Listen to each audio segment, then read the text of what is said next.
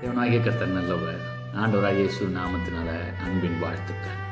இந்த காலை நேரத்தில் தானியேல் 6:27 நாம் தியானிக்கலாம்.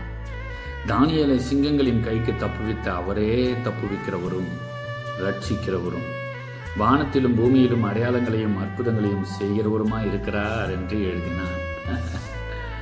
சிங்க கெவியில போட சொன்ன தரியோ அவன் வாயிலிருந்து கர்த்தர் வரவழைத்த வார்த்தை. தானியேலை சிங்கங்களின் கைகளுக்கு தப்புவித்த அவரே, அவர் இல்லாம வேறொருவர் கிடையாது.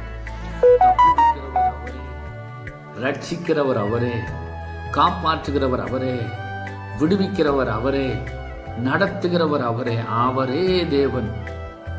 வானத்திலும் பூமியிலும் அடையாளங்களையும் அற்புதங்களையும் செய்கிறவனுமான தேவன்.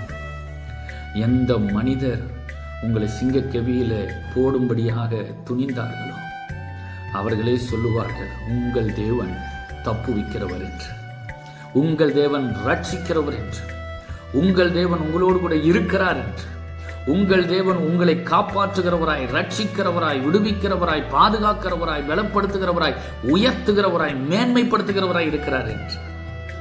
அந்த வார்த்தைகள் அவர்கள் வாயிலிருந்து உங்களை நோக்கியும் சமுதாயத்தை நோக்கியும் வரும்.